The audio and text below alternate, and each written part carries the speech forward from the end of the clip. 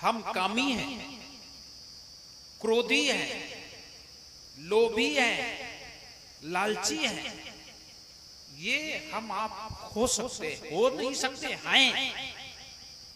हमारे जीवन में काम की वासना है, क्रोध आता है, हो सकता है थोड़ा कम आता होगा,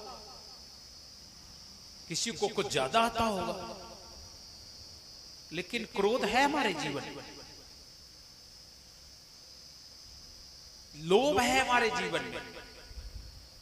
नहीं, अगर हमारे पास रुपए पैसे का लोभ है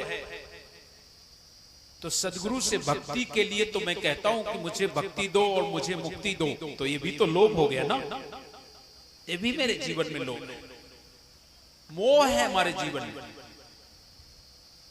सभी से मोह हो जाता है, सभी से प्रेम हो जाता है, और अपने साहब से भी प्रेम है। अहंकार भी आता है, ऐसा नहीं कि अहंकार नहीं आता है। अगर कोई मेरे साहब को कुछ बोल दे तो क्रोध भी आएगा और अहंकार भी खड़ा हो जाएगा।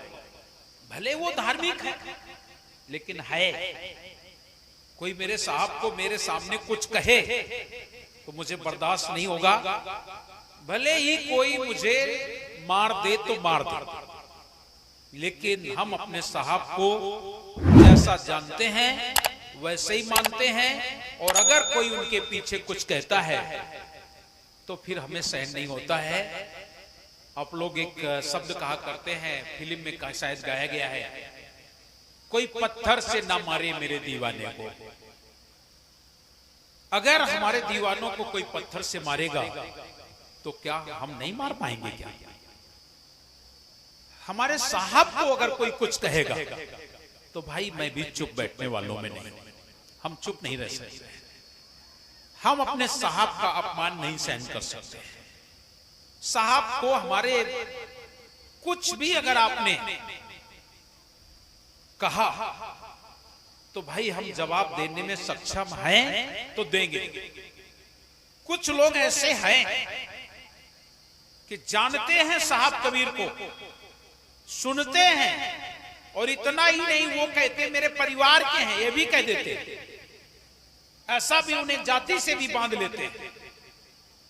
लेकिन उनके सामने अगर साहब कबीर को कोई कुछ कहता है तो वो चुप बैठे हैं, केवल लोभ बस कि बड़ा आदमी है, अरे वो कह रहा है ऐसा तो कहने दो, कम से कम उससे मुझे कुछ प्राप्त हो जाएगा, कुछ मिल जाएगा, इसलिए। पर मुझे वो भी परवाह नहीं है। कोई देता हो रख ले अपने तिजोरी में, मुझे ना दे, लेकिन हम अपने साहब को सुन नहीं सकते कुछ।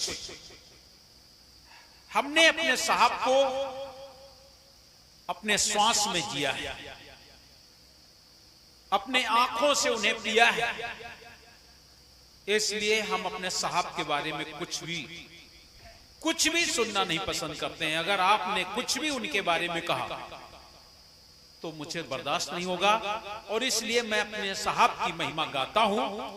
और बहुत दिन हो गए आपके यहां आते आते, 26-27 साल हो गए, 28 साल।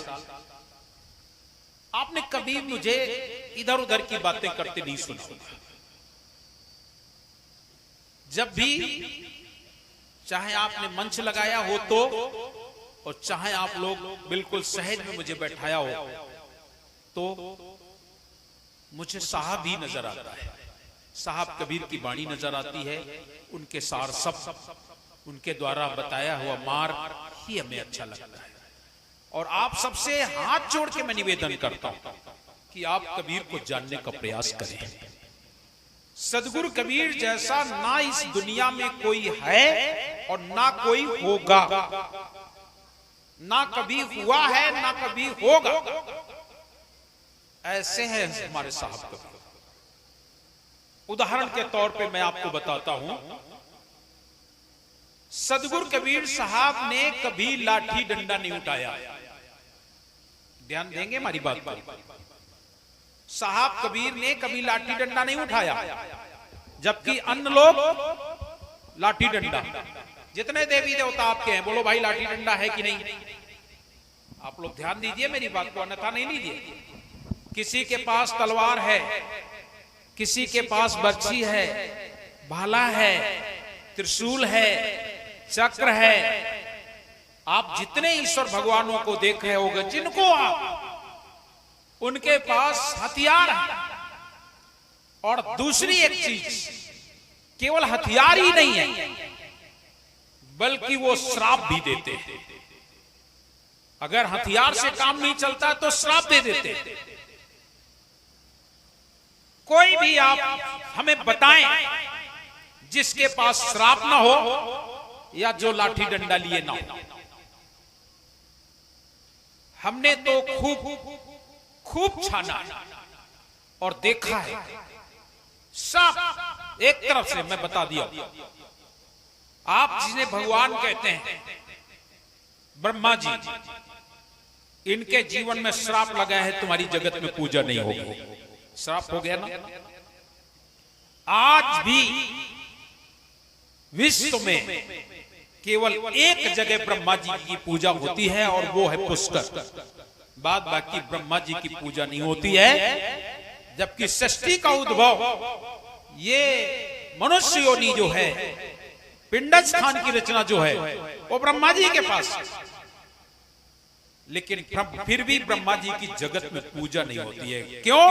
क्योंकि उन्होंने दुष्कर्म किए हैं। दुष्कर्म किए हैं। भले ही भगवान है तो क्या।